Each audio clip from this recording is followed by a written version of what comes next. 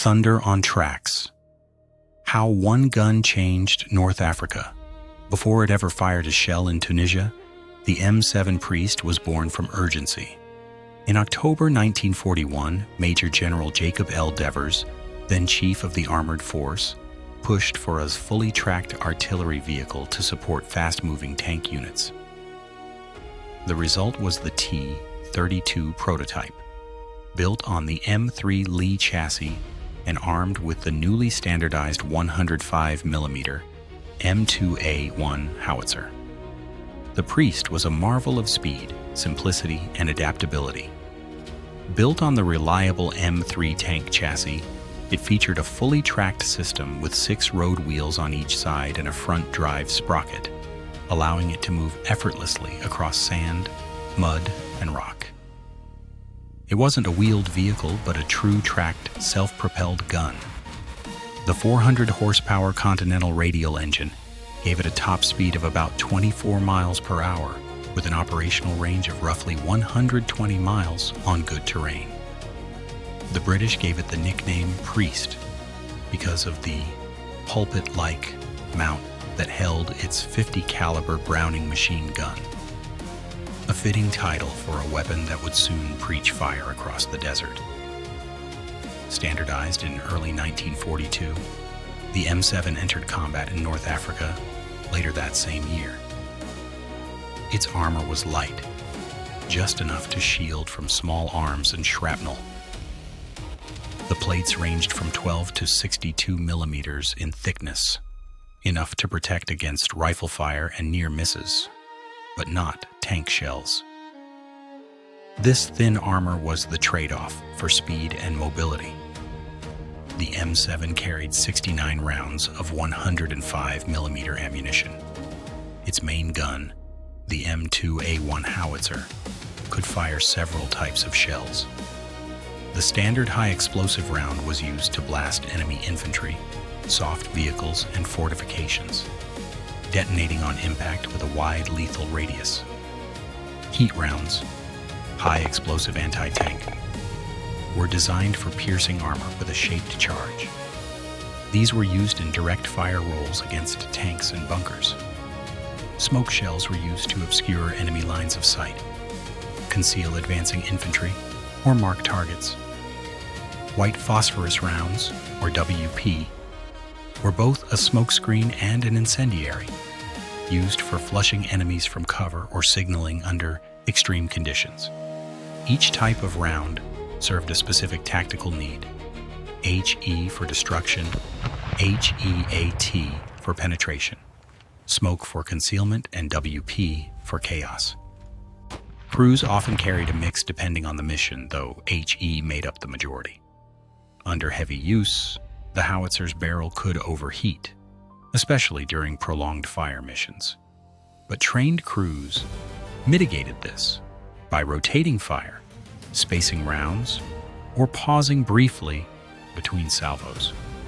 Crew training took place at Fort Sill and Camp Young, where men learned to coordinate under pressure.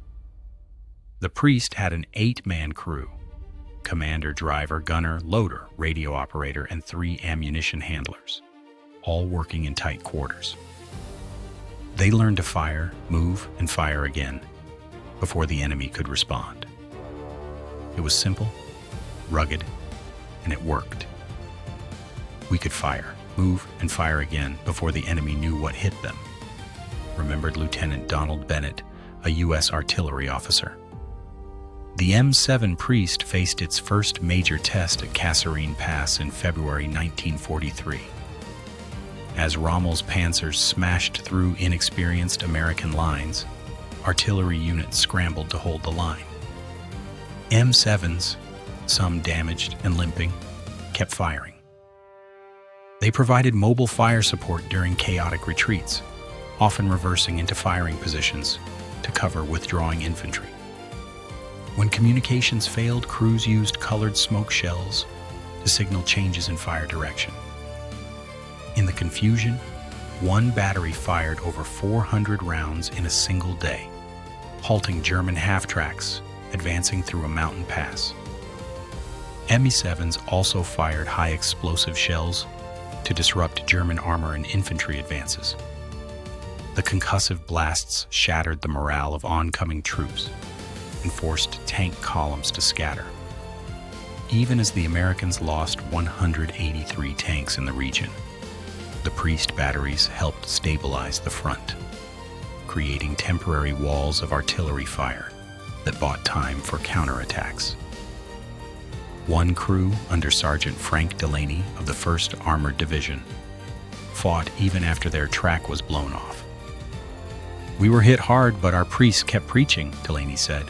"One had its track blown off and still fired for 2 more hours."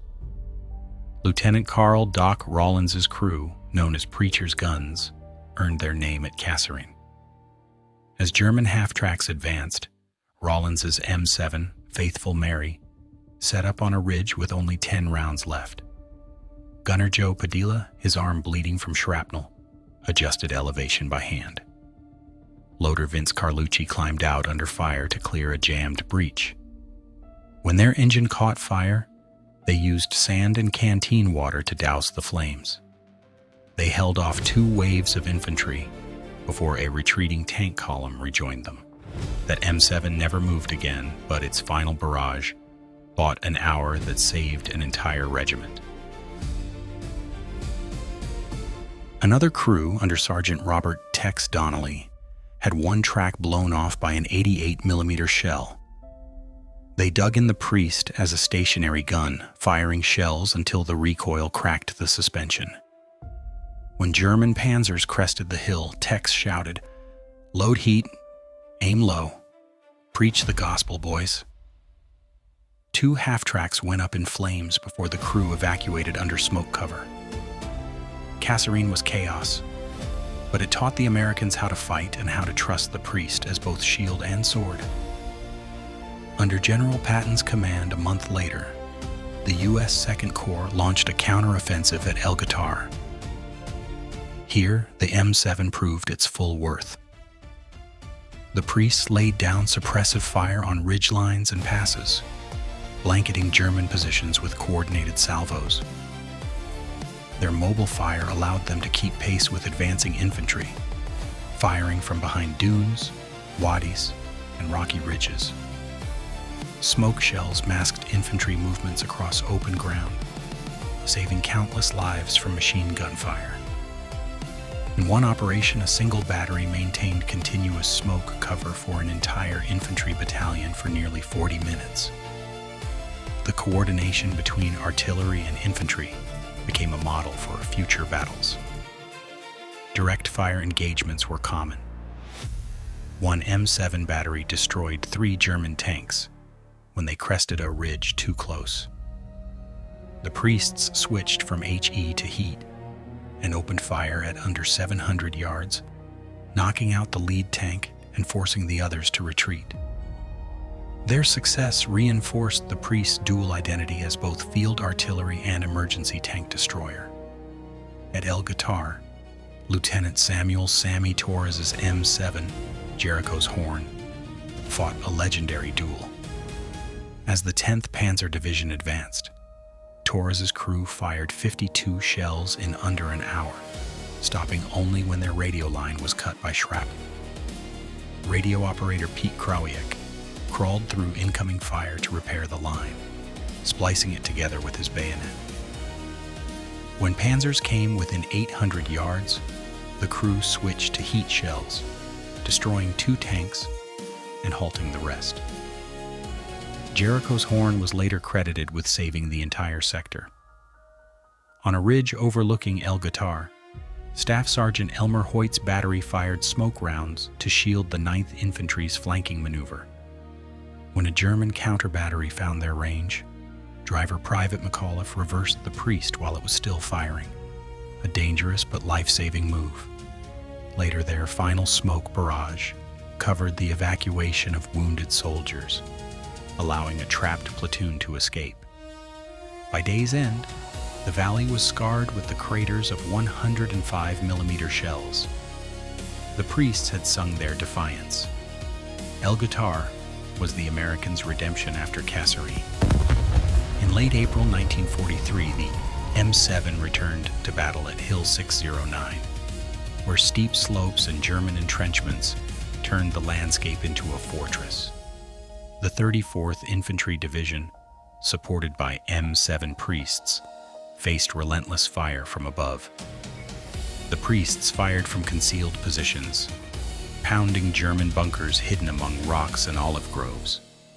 Their mobility let them reposition between salvos, keeping enemy counter-battery fire guessing.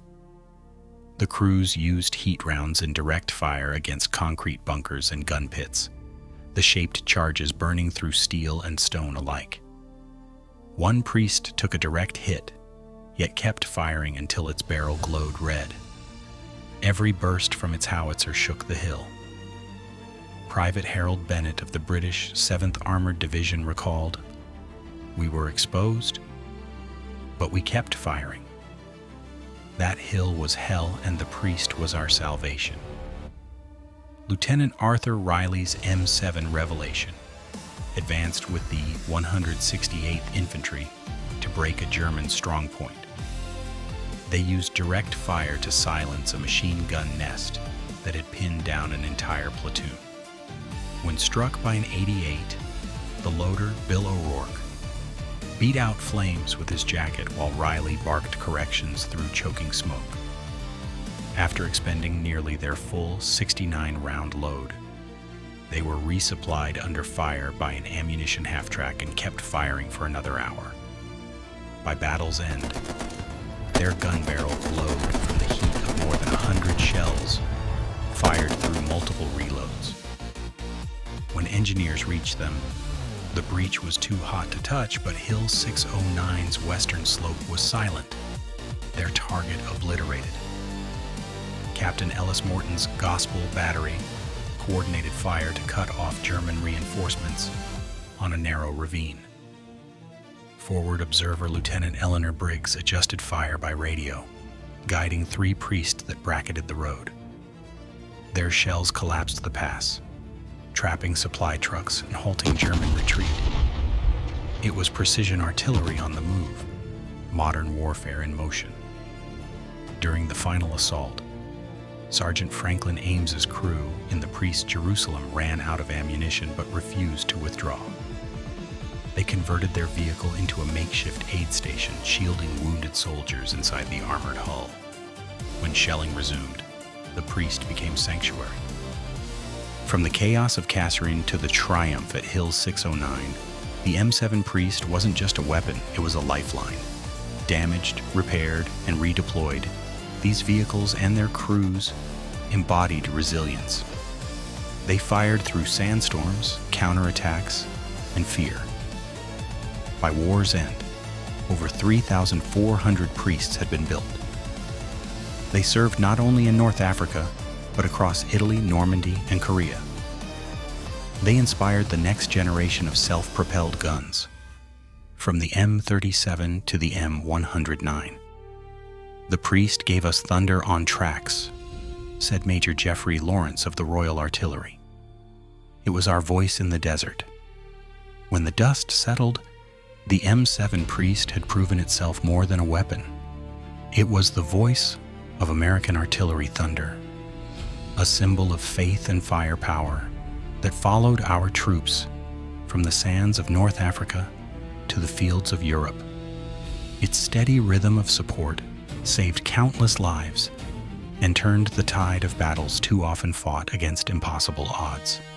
If you've enjoyed this story and want to see more chronicles honoring the courage and sacrifice of those who served, make sure to like, comment, and subscribe to American Combat Chronicles. Your support helps keep these stories alive, preserving the spirit of our troops, one battle at a time.